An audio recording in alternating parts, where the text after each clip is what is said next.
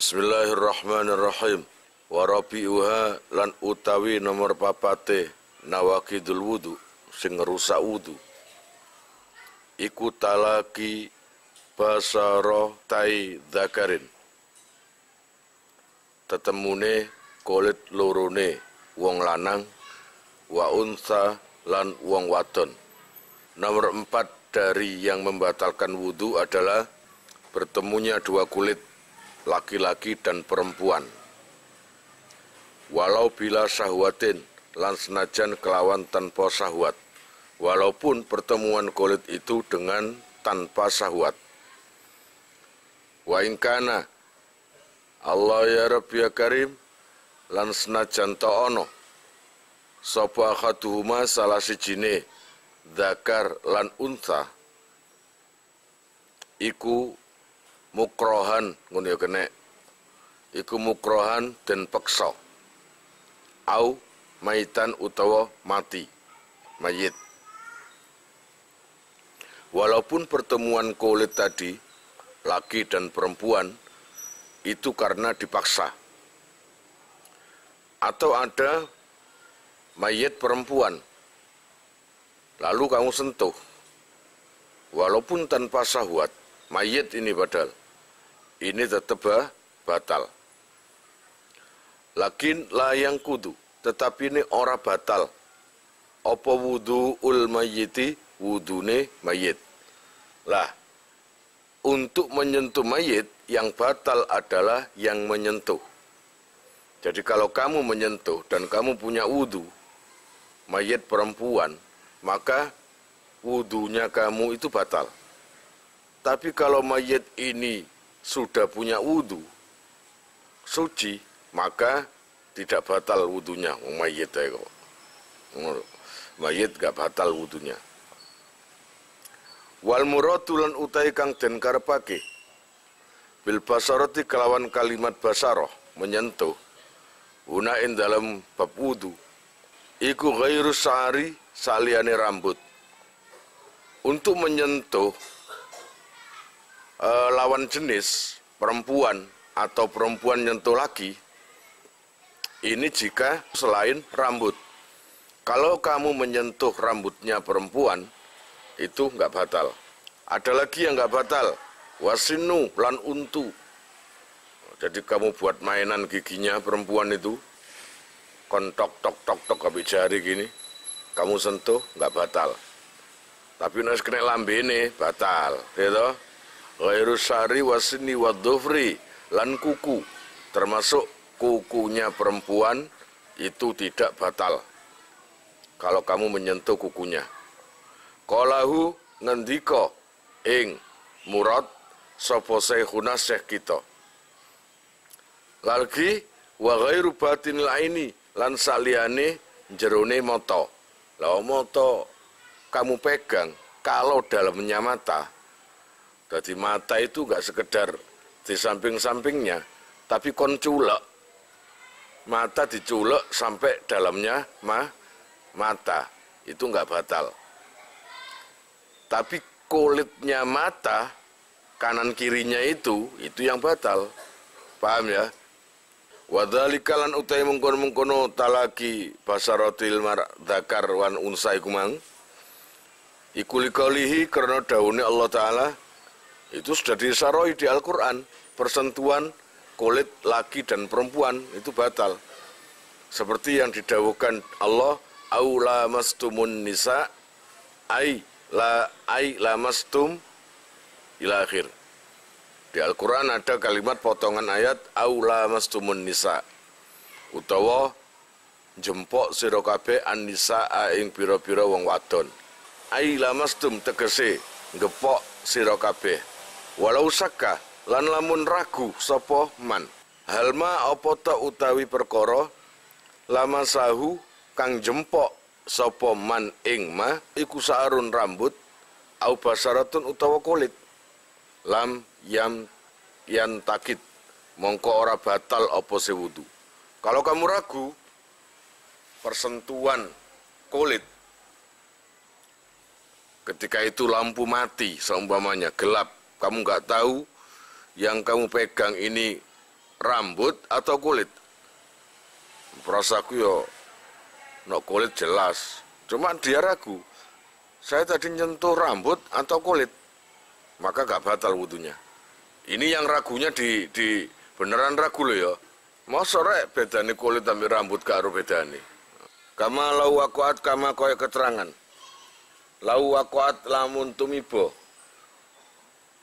Opo ya duhu tangane man ala basaratin ing atase kulit. Layak lamu kang orang ngerti sapa sing mutawaddi. Ahia opo to utawi basaroh iku basaratu rajulin kulite wong lanang awi mraatin utawa wong wadon. Atau kamu itu seperti gelap lampu itu tadi. Ketika persentuhan karena banyak orang, kamu tuh menyentuh kulit. Lah cuma kamu itu nggak tahu tadi kulitnya itu kulit laki atau perempuan. Itu nggak batal kayak gitu. Karena apa? Karena tidak tahu. Au saka utawa mamang sapa mutawaddi. Halamasa apa ton jempok sapa mutawaddi. Mahraman ing mahram. Au ajnabiyatan utawa wadon liya. Atau kamu ragu, kamu menyentuh kulit karena gelap. Sita, saya tadi nyentuh laki atau perempuan. Atau gini, di antara gerombolan orang itu terdapat saudara kandung dan orang lain. Katakanlah 10 orang. Dan adik kamu ada 2, kakak kamu 1, itu jadi 3. Kemudian yang 7 orang lain. Salah satu kamu sentuh.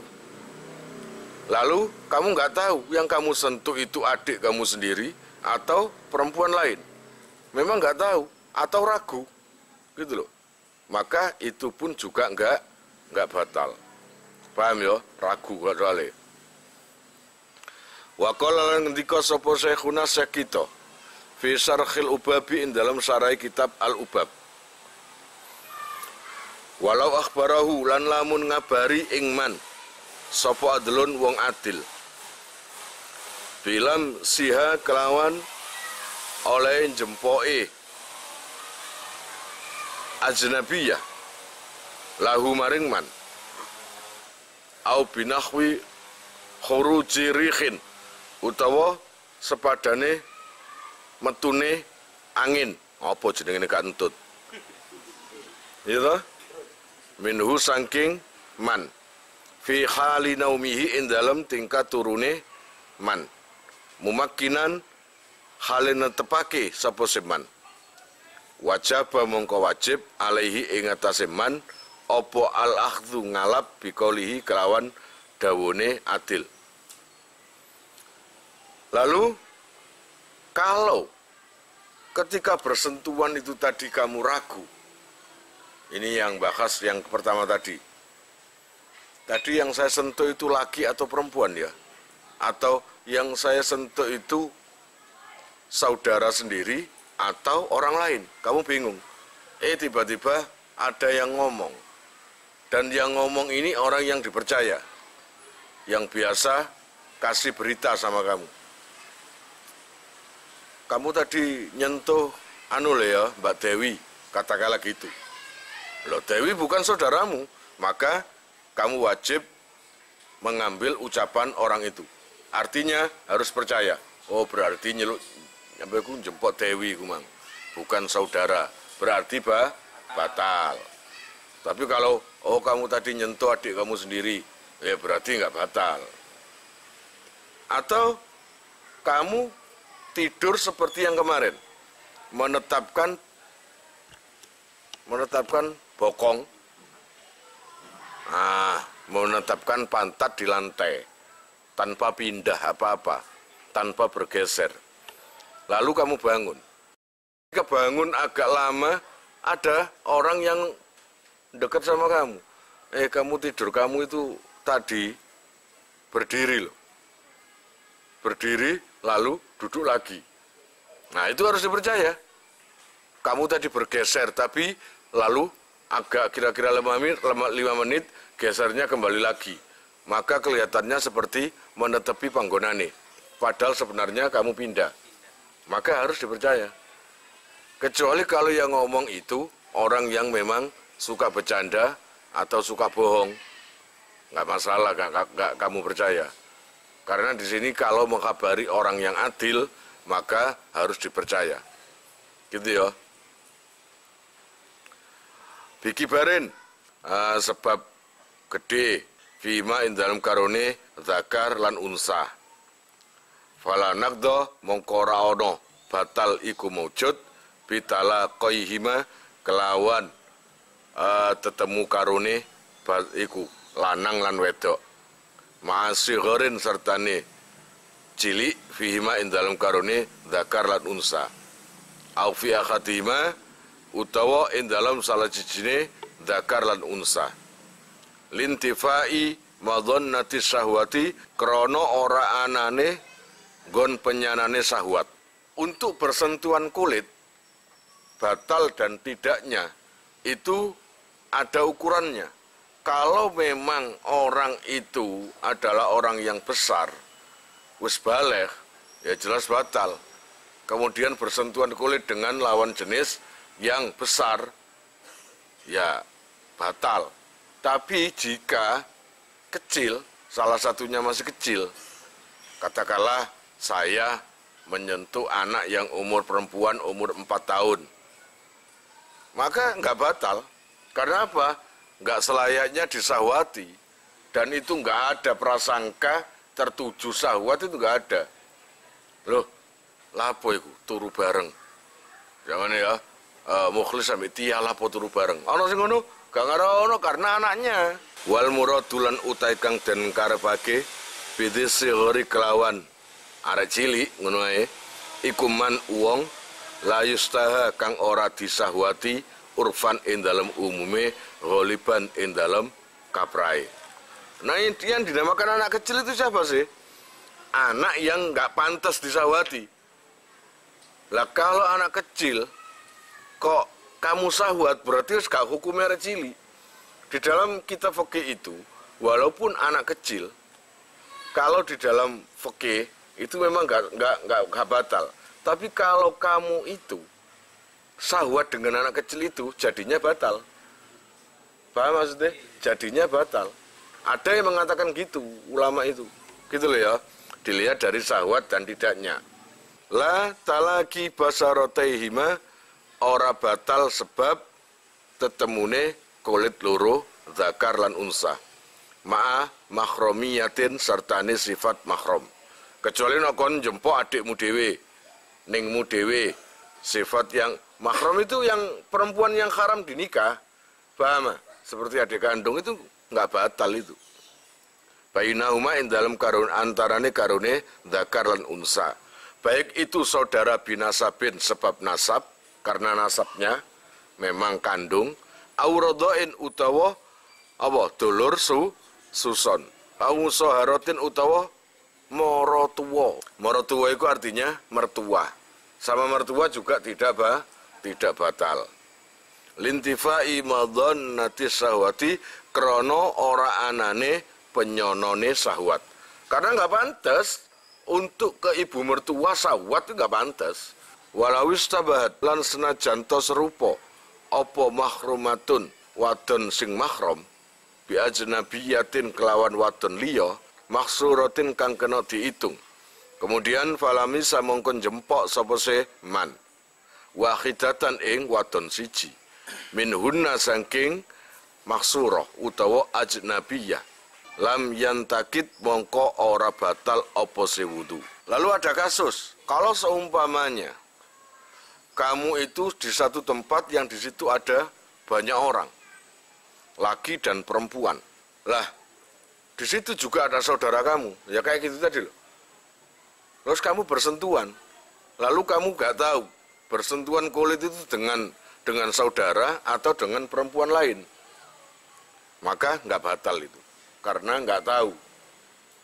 Kamu ragu atau nggak tahu, memang nggak tahu, terus gak usah dipikir, nggak batal ya kok. Wa kadzalan kelawan kaya mengkono-mengkono lam yantakid Bighairi maksuratin kelawan liyane wadon sing ora kena dihitung. Alal auja ing atase kol sing luwe wajah ke wajah. Wala yartafiu lan ora ilang apa yakinu wuduin, yakine wudu. Au hadasan utawa hadas. Bidhanni diddihi kelawan nyono sewalike wudu. Wala bisakin lan ora batal utawa ora ilang fihi ing dalam diddihi al mafhumi kang den paham bil aula kelawan luwe utama. Ngoten faya khudhu mongko ngalapo sapa si man bil yakini kelawan keyakinane istishaban krana nglanggengake sapa si man lahu maring yakin. Jika kamu itu tiba-tiba punya keraguan atau punya prasangka, ini masalah wudhu sekarang ini. Kamu habis wudhu, lalu kamu itu ada keraguan. Loh, aku mangwis wudhu apa durung? Saya tadi sudah wudhu atau belum? Maka ambil yang yakin. Bismillahirrahmanirrahim. Khatimatun. Yahrumu haram. Bil hadasi sebab hadas. Baik hadas cilik utawa hadas gede. Apa sing haram?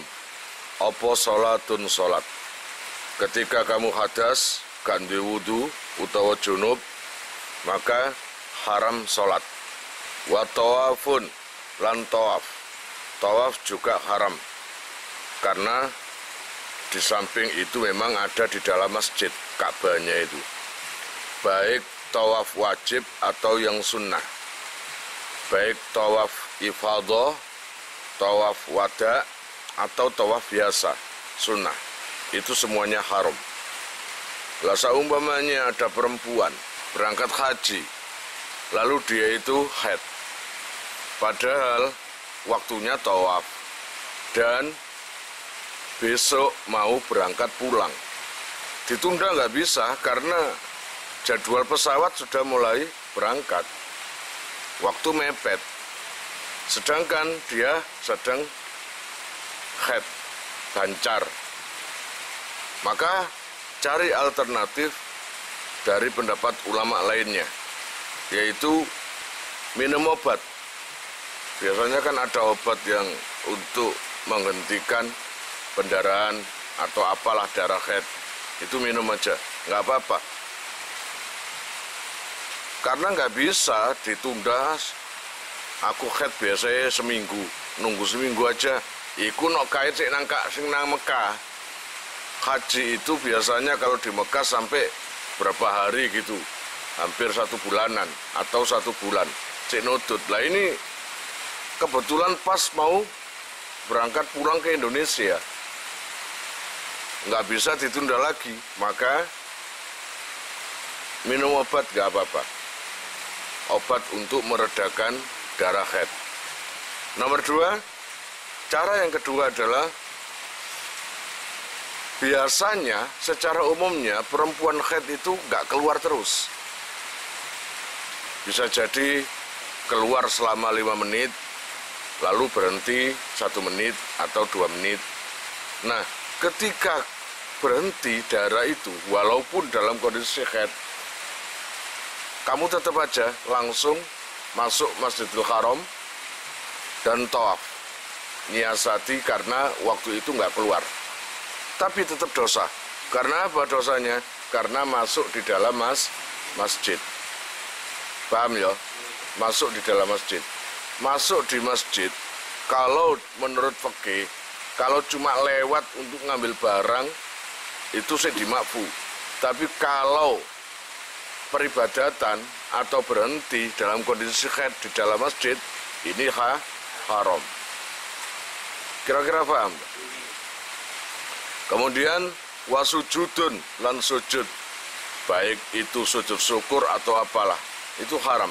Wahamlu mushafin lan haram gowo mushaf. Termasuk lagi apa? Haram membawa mushaf atau membawa Al-Qur'an. Kenal ya? kamu dalam kondisi hadas kecil, ya harus butuh wudhu dulu. Belum wudhu kok bawa Al-Quran, nggak boleh. Apalagi hadas besar, itu nggak boleh. Wama lan perkara kutiba kang den tulisi apa sima lidarsi Qur'anin krono deres Qur'an, termasuk barang apa saja yang ditulisi ayat Qur'an, itu nggak boleh dibawa oleh orang yang hadas. Katakanlah bor, ada tulisan Yasin wal Qur'anul Hakim innaka laminal mursalin. Itu yang boleh mindah bor adalah orang yang punya wudhu. Kalau orang yang nggak punya wudhu atau entah khed atau junub, itu nggak boleh, itu haram. Kamu pasti bisa memprediksi atau mengarani, apa ngarani? Begitu mulianya Al-Quran itu. Begitu mulianya Al-Quran itu sampai orang yang khed, orang yang hadas nggak bisa bawa kayak gitu. Lah kok ada orang kelompok yang membid'ahkan orang habis baca Al-Quran terus mencium Al-Quran. Itu kok bisa loh, kok bisa membid'ahkan itu seperti apa? Walaupun bor atau buku atau kertas tertulis hanya sebagian ayat kecil, wal Qur'anil Hakim, gitu, cuma kecil, sedikit, itu nggak boleh dibawa, haram. Walau ba'dho ayatin asnajan iku kelawan setengah ayat. Kalau khin kayak jenis papan, kayak papan boriku atau papan lainnya, itu nggak boleh. Wal ibrotulan utai ibroy fi qasdi dirosati in dalam nejo dirosa utawa deres. Wal ibro fi qasdi dirosa. Nah, perkara yang ada tulisan Arabnya tadi, bukan Arab, perkara yang ada tulisan Al-Qur'annya itu tadi, ayatnya walaupun sedikit, jika diniati untuk belajar, seperti bor, itu kan untuk belajar, tetap haram, nggak boleh. Itu, jadi ibrohnya, titik tumpulnya itu adalah sengaja dirosah untuk pembelajaran. Watabaruki, atau kamu nulis sebagian ayat Quran itu karena untuk tabaruk, barokah. Watabaruki lan ngalap barokah iku bihalatil kitabati kelawan tingkai nulis.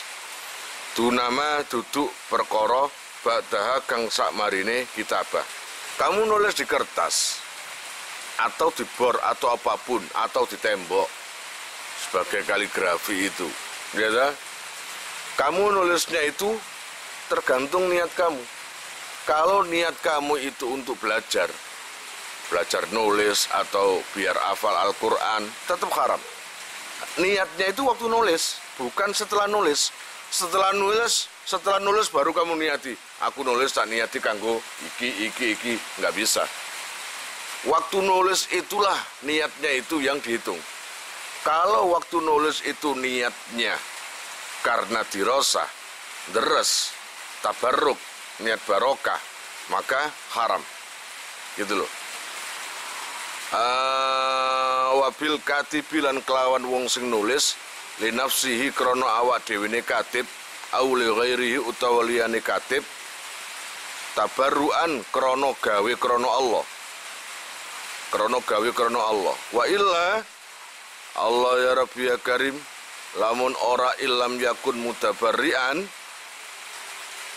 fabi amirihi mongko didelok teko wong sing perintah katib. La hamluhu ma'amatain, la hamluhu ora haram apa nggawa mushaf matain sartane bondo. Nah, kalau membawa mushaf atau ngambil Al-Quran atau membawa Al-Quran yang dibarengi dengan mata atau benda-benda lainnya, entah itu harta, obeng atau kotai obeng, itu nggak masalah. Jadi ya, tapi niati joko benda itu, bukan niat membawa Al-Quran. Katakanlah Al-Quran itu ada di kotak kayu gitu.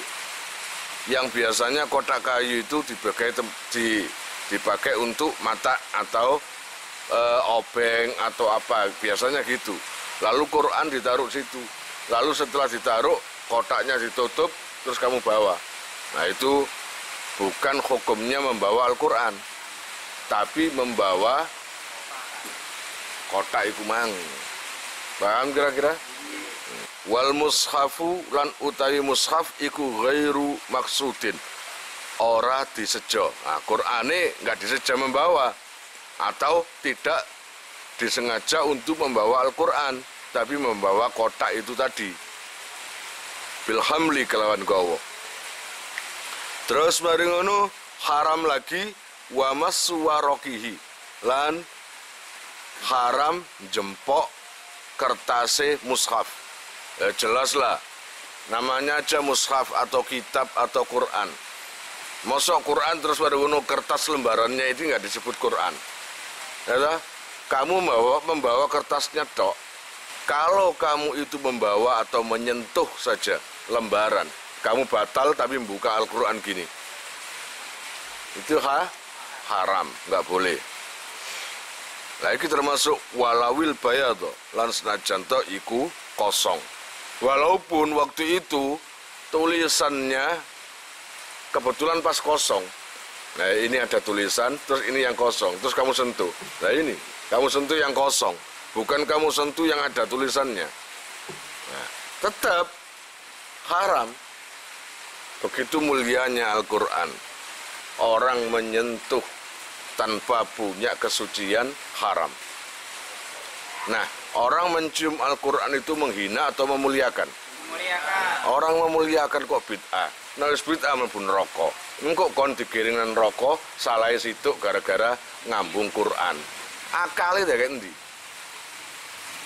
Pantes gak? Gak pantes. Au nahwi dorofin utawa sepadane wadah. Termasuk haram uida kang den cawisake apa sedorof lahu maring mushaf. Wa huwa khali utawi mushaf iku fihi ing dalem dorof. Atau ada kotak. Ini beda dengan tadi. Kalau tadi kotak yang biasanya disediakan nyimpen barang, lalu diisi di Al-Quran. Lah ini beda. Kotak ini diciptakan memang untuk nyimpen Quran.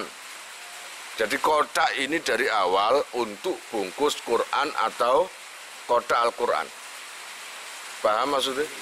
Nah, kalau memang kotak itu tujuannya untuk nyimpen Quran, terus kamu bawa, haram. La qalbu warokihi, ora haram malak malik nang kertase mushaf biudin kelawan nganggo kayu idza lam yamfasil ari kalane ora pisah apa sewarok alaihi ing atase ud. Kamu diperbolehkan membalik-balikkan kertasnya Al-Quran dengan memakai kayu atau penutup jika memang Al-Quran itu tidak terpisah-pisah gitu loh ya. Kayak gini nih, terus kamu biasanya ngaji, terus kamu buka dengan kayu, semuanya mudah ya, kamu buka dengan kayu, itu nggak haram, paham ya? Memang kayu dikhususkan untuk ngaji, biasanya kan ada, gitu loh. Dan itu ada itu, kegunaannya itu, penuduh untuk ngaji Al-Quran, yang biasanya dipakai anak kecil-kecil, minta aja, minta ridhonya, biar kamu minta, kamu miliki. Nah, setelah diperbolehkan, kamu tugel, ngerti tugel? Kamu patahkan, kamu ambil, kecil aja ujungnya, kamu taruh di tempat yang biasanya kehilangan uang gara-gara hipnotis, toyol, atau apapun, insya Allah aman. Kalaupun ada toyol, melayu toyolnya. Wala ma'a tafsirin, lan ora haram sartane tafsir, zada kang tambah opposite tafsir, walau ihtimalan lan senajan to iki memper. Kamu tidak diharamkan membawa Al-Quran yang di dalamnya itu ada tafsirnya. Jadi kayak kitab tafsir Jalalain, atau tafsir Sawi, atau tafsir Al-Manar. Yang mana jumlah penafsiran dengan ayat Al-Quran banyak penafsirannya. Itu walaupun batal, bawa Quran seperti itu nggak apa-apa. Atau beli di Ampel, di sana itu ada Al-Quran yang ada tafsirannya itu nggak apa-apa. Walayumna'u lan ora oleh den cegah sapa sebiyun bocah cilik mumayyizun kang tamyiz mukhdisun kang hadas walau junuban lan senajan to junub hamla wa massa nahwi mushafin nggawa lan jempok sepadane mushaf li hajati ta'allumihi krana hajat belajare sobi wa darsihi lan derese sobi. Lah untuk anak kecil gimana? Ada anak kecil bawa Al-Quran tujuannya ngaji. Ya tujuannya ngaji. Langsung kamu pukul. Karena kamu habis ngaji loh. Kata Yai, haram memegang Al-Quran bagi orang yang hadas. Lah sedangkan anak saya tadi, atau anak kecil tadi, hadas. Nggak boleh. Artinya, tidak diperbolehkan mencegah anak kecil. Ingat loh ya, tidak diperbolehkan melarang anak kecil yang sudah tamyiz. Beda loh anak kecil sa'iyon itu beda. Ini anak kecil yang sudah tamyiz. Wis esuk mangan dhewe, atus dhewe, sekolah dhewe, budal dhewe itu bisa. Lah, itu nggak boleh kamu melarang anak kecil membawa Al-Qur'an untuk belajar menuju ke gurunya. Itu nggak boleh. Pak, berangkat Pak, kemana le? Ngaji dengan bawa Al-Quran. Lah ngaji biasanya kan nggak bawa Al-Quran. Ini nggak boleh dilarang, biarkan bawa Al-Quran. Karena anak kecil, paham ya? Dengan catatan sudah tamyiz, walaupun dia itu dalam kondisi hadas atau junub sekalipun. Ana ya arek cilik junub tapi durung tamyiz. Itu kan garda biasanya. Jadi garda itu umur 6 tahun wis junub. Allah ya Rabbi ya Karim, bismillahirrahmanirrahim. Baik membawa dan menyentuh itu nggak apa-apa. Karena ada kebutuhan, ada hajat yaitu deres atau belajar. Karena sudah ditunggu yainya atau gurunya. Makanya di sini ada wawasila tihima lan lantarane ta'allum lan darsihi kahamlihi kaya nggawa Quran utawa mushaf lil maktabi maring bangku. Lah sekolah kan ada bangku nih, ada bangkunya, ada mejanya, dan tempatnya itu beda-beda, ada yang dekat, ada yang jauh. Nah kalau umpamanya tempatnya jauh, pasti harus membawa Al-Quran itu di mejanya. Nah dari situ loh, tidak apa-apa memegang atau membawa Al-Quran buat anak kecil yang sudah tamyiz, walaupun dia dalam kondisi hadas. Wal ityani lan nekake bihi kelawan mushaf lil muallimi maring gurune liyuallimahu supaya mulang sapa se muallim ing sobi utawa tamyiz minhu saking mushaf. Dia membawa Al-Quran menuju ke gurunya. Tujuannya apa? Tujuannya adalah agar gurunya tadi mengajarkan. Wa yakhrumulan haram apa tamkinu ghairul mumayyizi ngongangake utawa mumkinake liyane wong sing tamyiz nahwi mushafin saking sepadane mushaf walau ba'dha ayatin lan senajan setengah ayat. Ngoten. Nah, diharamkan buat kalian ngasih Al-Quran atau membolehkan anak kecil yang belum tamyiz. Kok dikasih Quran, itu haram. Gitu loh ya, itu haram. Walaupun itu hanya kertas tulisan setengah ayat. Enggak boleh. Wa kitabatuhu lan haram opo nulis mushaf bil ajmiyati kelawan lughat ajam. Diharamkan menulis Al-Quran dengan lughat ajam. Kalau sekedar mengartikan wal Qur'anil Hakim, demi Al-Qur'an yang maha titik-titik, yang titik-titik, itu kan mengartikan, menerjemahkan. Wa wad'u nahwi dirhamin, lan nyeleh sepadane dirham fi maktubihi ing dalem perkara kang den tulis Quran. Nah, lalu meletakkan dirham atau uang di atas Quran, itu nggak boleh.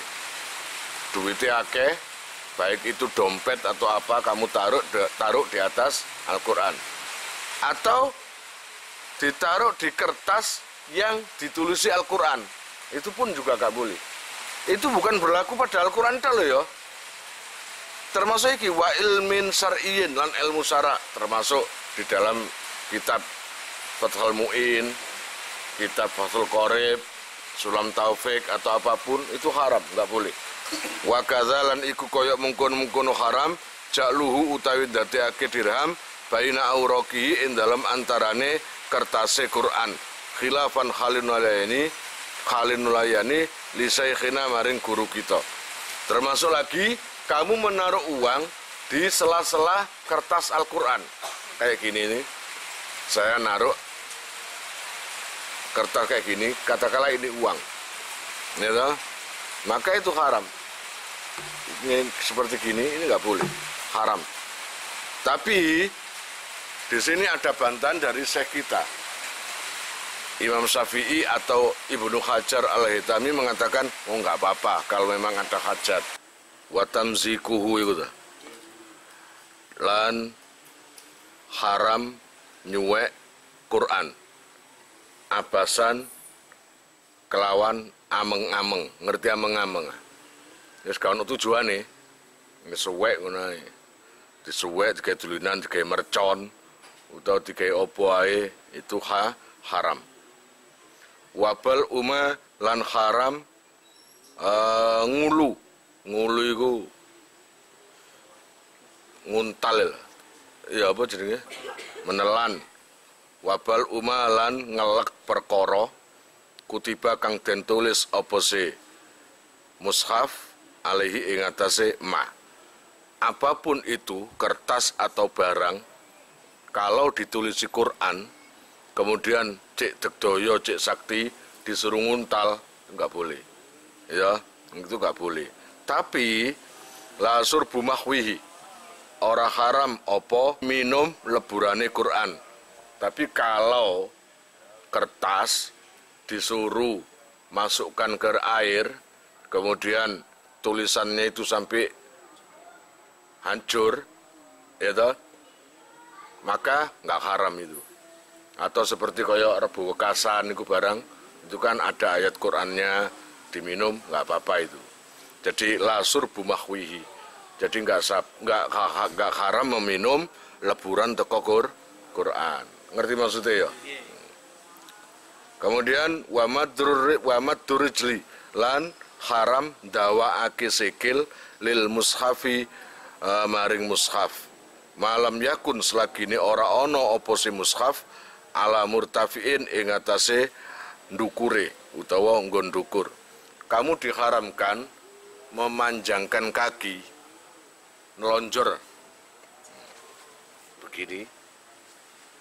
Ya, kalau di dekatnya itu ada Quran, kecuali kalau Qurannya itu lebih tinggi. Jadi kamu delocor segini kakinya, Qurannya di atas, itu masih unggul rekene. Tapi kalau sejajar itu nggak boleh. Atau kakimu di atasnya tambah nemen niku. Wa yusannu lan den sunatake opo alqiyamu ngadeg lahu krono mushaf kal alimi koyok ngadeg mareng wong alim. Nah, kalau bisa, kalau ada orang bawa Al-Quran, kon lunggu, kalau bisa, itu sunat. Kamu lagi duduk, ada temen bawa Quran, kamu harus ikut berdiri.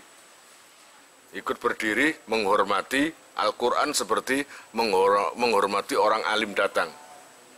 Bahkan, afdol nanti menghormati Al-Quran dengan menghormati orang alim. ya menghormati Quran. Paham? Mulai nang kene bal aula, balik luwih utama.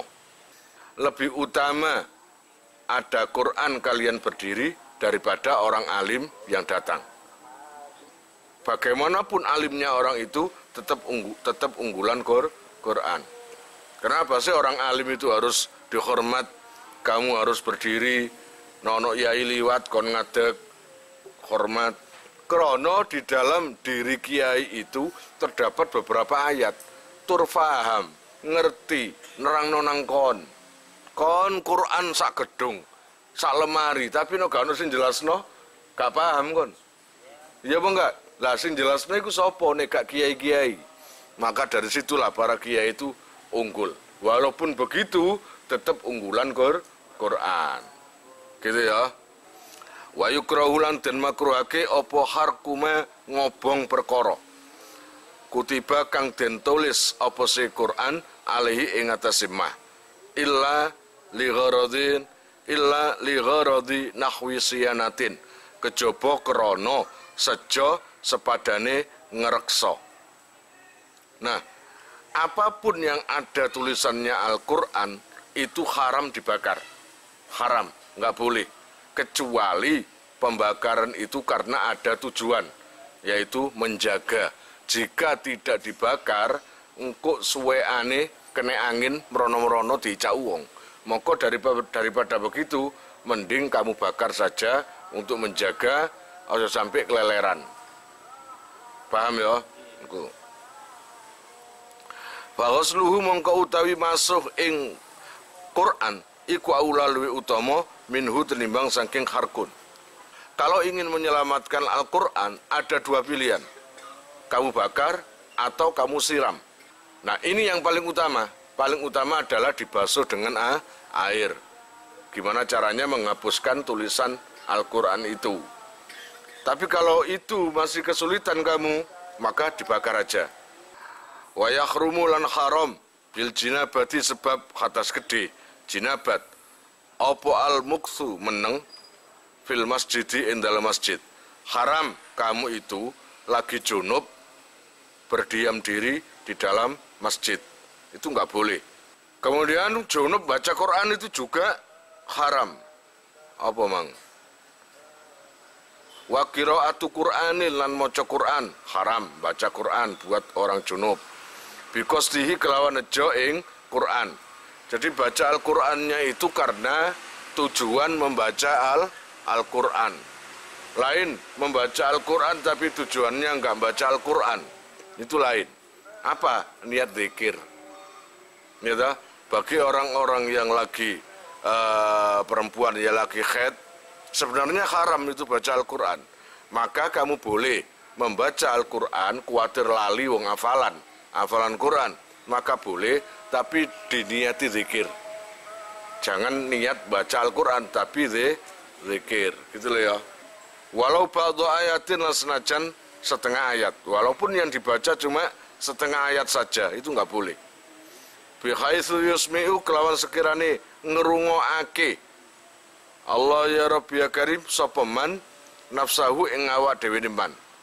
Lah, kamu baca Al-Quran itu orang yang haid itu dibaca apabila keluar suaranya atau kecil, minimal kupingnya sendiri kerungu dengan kedengaran dengan suaranya sendiri, itu haram. Tapi kalau bacanya itu gini dok, nggak sampai keluar suara, itu nggak haram. Walau sobian lan senajan to arek cilik. Allah ya Rabbi ya Karim, walaupun anak kecil yang baca Al-Quran tapi junub, arek cilik kok junub. Lapo iku? Iki paling arek cilik iki busro iki. Sekarang maning iki. Khilafan Khalinulayani lima maring perkara afta kang awe fatwa bihi kelawan ma sapa Nawawi Imam Nawawi.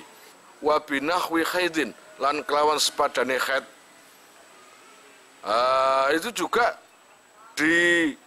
ini juga berlaku buat perempuan yang lagi haid. Perempuan lagi haid tidak boleh baca Al-Quran. tidak boleh sholat, tidak boleh tawaf, gitu ya, itu nggak boleh.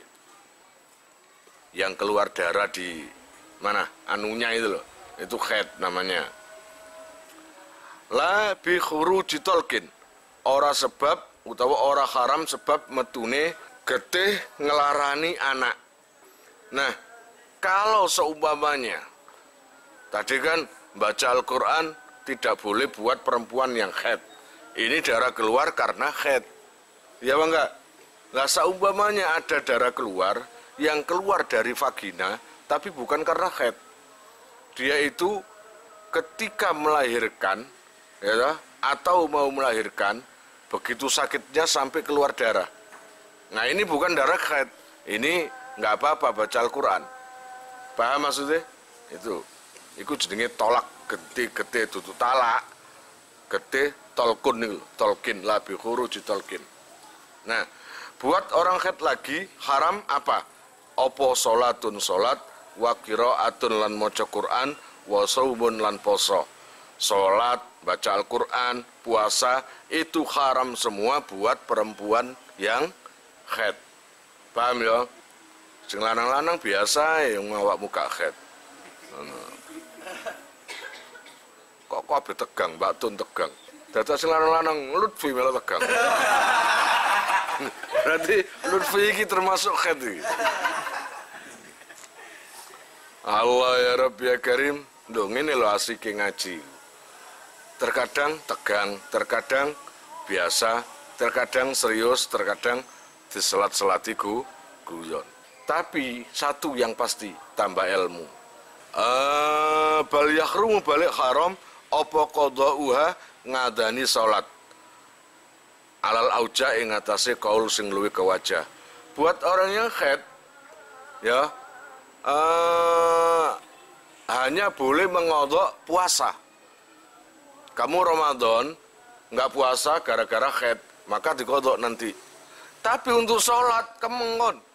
Sholat nggak wajib kodok karena jumlahnya terlalu banyak dibanding puasa, gitu kan? Gitu. Jadi kalau sholat buat orang haid itu nggak perlu mengkodok, gitu loh. Kalau sama aku kurang ibadah, babat aku kodok iya sembayang, malah haram. Kamu mengkodok sholat buat orang yang haid itu hukumnya haram. Yang diperintah mengkodok puasa, gitu loh. Wa taharatu lan utawi sesuci asaniatu kang nomor pindho iku al-ghuslu adus. Apa adus iku? Huwa utawi al-ghuslu lughatan ing dalam cara lughate iku sayalanul mai milekake banyu. Apa enake? Milekno banyu utawa ngilekno banyu. Terserah. Ngilekake banyu ala sa'i ing atase suci-suci. Yang dimaksud mandi adalah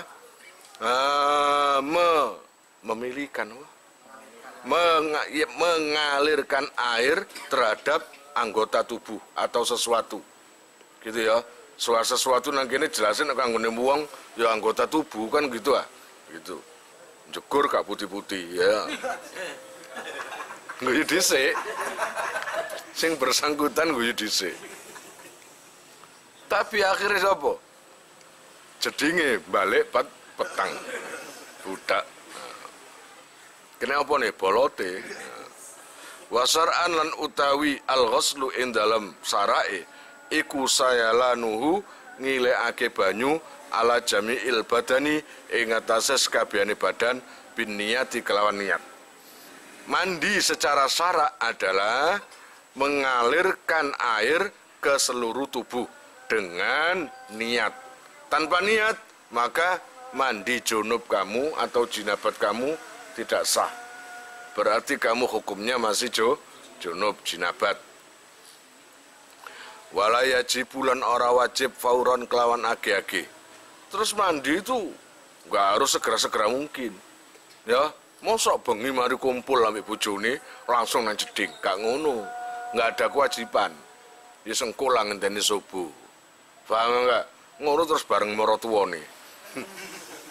Padha aduse. Allah ya Rabb ya Karim, jadi urusan mandi itu nggak ada kewajiban untuk fauron atau cepat-cepat dikerjakan. Pokoknya kalau dibutuhkan mensucikan, ya itu harus disujeni, gitu aja.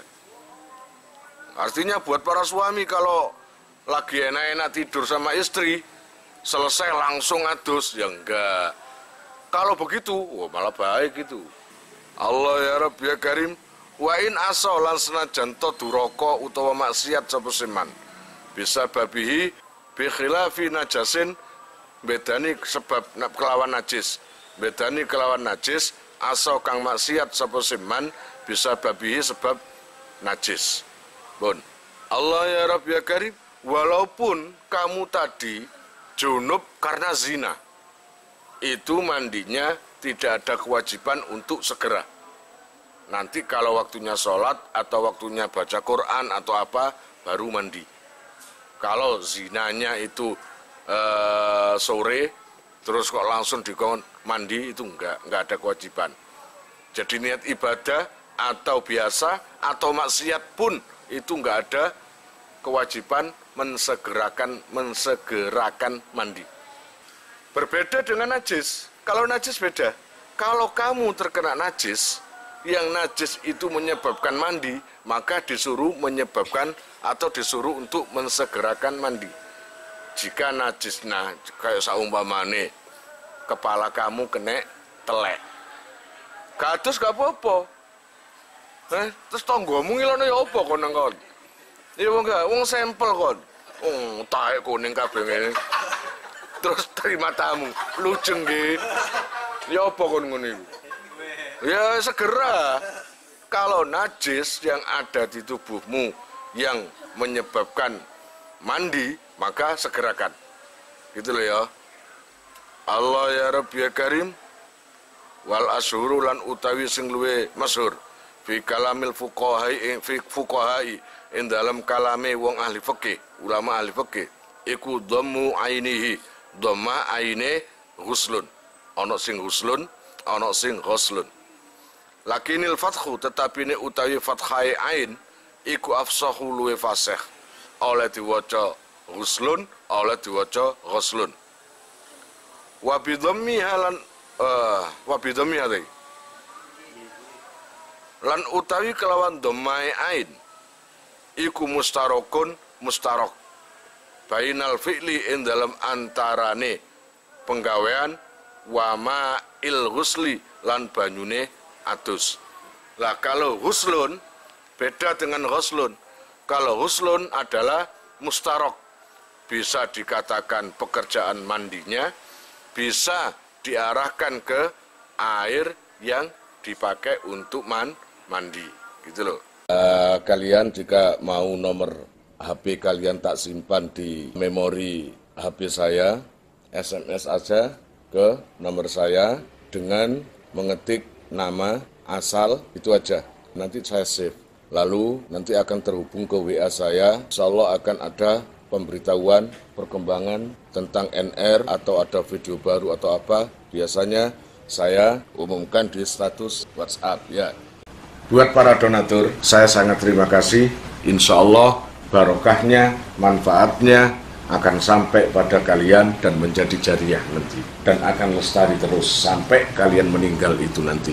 Jangan khawatir, nama kalian tidak akan saya lupakan.